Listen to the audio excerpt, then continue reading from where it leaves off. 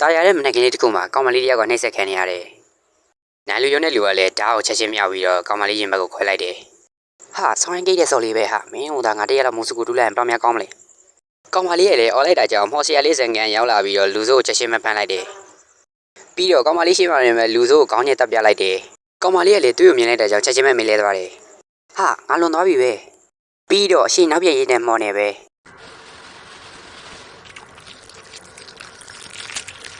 အားလုံးသူ့နေရာသူပြန်ထားလိုက်တယ်။ဇန်ကန်လည်းကောင်မလေးကိုတစ်ချက်ကြည့်လိုက်တယ်။ပြီးတော့လက်ဝါးကက်တိုင်ဆွဲကြိုးလေးကိုတွေးလိုက်ရတယ်။ဟာဒီစော်လေးကဘုရားကျောင်းလားဟာမဖြစ်ဘူးငါသူ့နေရာသူပြန်ဖို့ပေးရမယ်။နေရာကူးမော်ကိုသူကအသုံးပြုလိုက်တယ်။သူ့နားကိုသူ့တငယ်ချင်းဗပေစုပ်ကလည်းရောက်လာတယ်။ဟေးဇန်ကန်ဘာဖြစ်နေရလဲဟာ။ပါတီပွဲများကျင်းပနေတာလား။ငါပိုက်နဲ့တဲလာပြီးစုညံနေတဲ့ကောင်တွေကိုငါအဆုံးမပေးနေတာပါ။ဒါနဲ့ဒီစော်လေးကိုမင်းကမုစကူတူးမို့လားဟာ။ဟာမင်းကလည်းပေါ့ပေါ့ချာချာကွာ။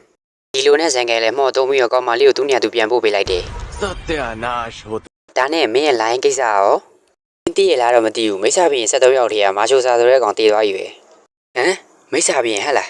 ။အေးဟုတ်တယ်သူတို့ကနာမည်တိုင်းမော့ဆွမ်းရည်အများကြီးရှိကြတယ်။တက်မန်မော့ဆရာတွေကိုလည်းသူတို့ကအမိန်ပေးပြီးတော့ခိုင်းစိတ်နိုင်ကြတယ်။သူတို့တည်းကမှနေ့တောင်တရက်ရည်ဖြစ်တဲ့မာချိုစာတည်သွားတာ။ဒါနဲ့မင်းဆိုလိုချင်တာမာချိုစာနေသွားတဲ့မြို့မှာသူ့ရဲ့မွေးနေ့တွေကိုလေးလံတင်တဲ့ပွဲရှိရကွာ။ဒီပွဲမှာမယောငါကိုလိုချင်တဲ့ပစ္စည်းအစုံကြည့်နိုင်တယ်။ဒါကြောင့်မို့ငါမင်းစီကိုလာခေါ်တာ။ဒီလိုနဲ့နှစ်ကောင်သားလေးမျိုးပေါ်ကိုရောက်လာကြတယ်။အဲ့ဒီဇန်ကမင်းစိတ်ဝင်စားရဲဆိုရင်ငါစော်လေးနဲ့ချိတ်ပေးမယ်လေ။စော်လေးကြီးလားငါမစိတ်ဝင်စားတာ။ချိုးချက်နဲ့ဒီလိုနဲ့လေးလံပွဲကြီးကလည်းစတင်လိုက်ကြတယ်။အခုလေးလံတင်မှာကတော့အလွန်ဝေးကွာလာတဲ့ Northern Data ဒန်နာရီယာမျိုးနယ်ဝင်လေးပဲဖြစ်ပါတယ်။သူ့ကိုတော့ကြိုက်စေးတသိန်းကနေပြီးစပြီးတော့ဈေးခေါ်လို့ရပါတယ်။ဒီလိုနဲ့ပဲဝစ်စာကိုဘေးပယ်လိုက်ပါတယ်။ဇန်ကန်လည်းကောင်မလေးကိုမြင်ပြီးတော့ပတ်စံတသန်းပေးမယ်ကွာဟာဒီကောင်ယူများသွားပြီလားမသိဘူးဟေးကောင်ဇန်ကန်ပတ်စံတသန်းဆိုတော့မင်းမများလုံးလားဇန်ကန်လည်းရှေ့ကိုရောက်လာပါတယ်ဒါနဲ့ဒီကျိုးကြီးကဘာလုပ်တာလဲအော်အဲ့ဒါစွမ်းရင်ထိချုပ်တဲ့ကျိုးပါစီယာဒါကိုဖြုတ်လိုက်ရင် तू ကထွက်ပြေးသွားနေတာမလို့အဲ့ဒါကိုတတ်ထားဖို့ကြံပေးခြင်းပါတယ်ပြီးတော့အဲ့ဒါကိုဖြုတ်တဲ့နည်းလဲကျွန်တော်တို့မသိပါဘူးငါသူ့ဘလို့စကားဆပြောရင်ကောင်းမလဲကွာငါသူ့စီအတန်ချူချူလေးကိုကြားကျင်လာပြီဇန်ကန်ရဲ့စကားကြောင့်ပဲအားလုံးကကြောင်ကုန်ကြပါတယ်ဇန်ကန်လည်းကောင်မလေးကိုသူတယောက်တည်းနေတဲ့ရေတိုက်ကိုခေါ်လာပြီးတော့စကားဆပြောကိုချောင်းနေပါတယ်ဒါနဲ့ငါသူ့ဘလို့စကားဆပြောရင်ကောင်းမလဲဟ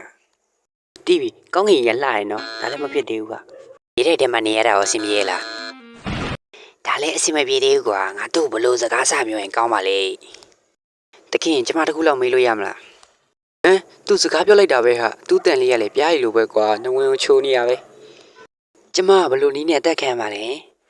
အဲစကားကြောင့်ပဲဇန်ကန်ပြပြတလဲပြတော့ကနေပါဦးမင်းကိုဘသူကတက်မဲ့ပြောလို့လေဒါဆိုတခင်ကကျမကိုနှိမ့်ဆက်ပြီးတက်တော့မှာပေါ့နော်ဟာအဲ့ဒါအရင်ရဲတိုက်ပါရဲဟာတွေပါဟာငါနဲ့ဘာမှမဆိုင်ဘူး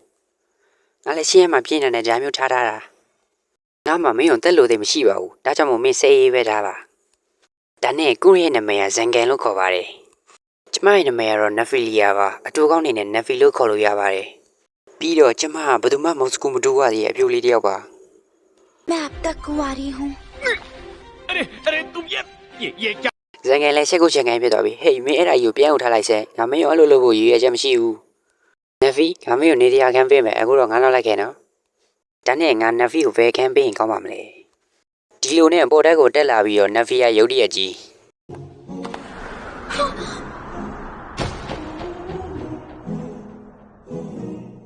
းနဖီကလည်းလမ်းအောင်တတိထားပြီးရှောက်မှာပေါ့နောက်ဆိုဒီလိုမဖြစ်အောင်တတိထားနော်စန်ကန်လည်းရောင်ပြီးတော့နဖီလက်ကိုဆွဲပြီးပြေးတက်သွားတယ်ပြီးမှတတိထားမိပြီးတော့ချက်နဲ့ပဲသူလည်းမလွတ်တော့ဘဲနဲ့ပေါ်တက်တီကိုခေါ်လာခဲ့တယ်နေရမယ့်အခန်းကြီးရောက်တော့အခန်းတကာဖွင့်လိုက်တဲ့အချိန်မှာलेकिन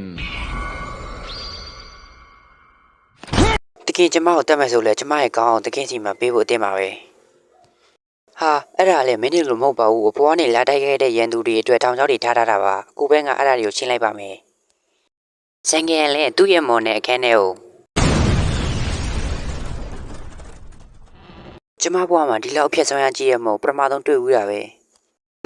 ဲငါလှုပ်တာလွန်သွားရတော့မသိဘူးနက်ဖီကလည်းပြင်ဘက်ကိုထွက်သွားပြီးလာမင်းကြီးကိုကြည့်ကကျမဒီခန်းထဲမှာနေလို့ရလာရင်ဒါနဲ့အခန်းကမင်းအတွက်အဆင်ပြေပါမလားအဆင်ပြေပါတယ်ဒါတခင်ပြပေးတဲ့အခန်းမလို့ပဲလေ अदा किया। सच में जी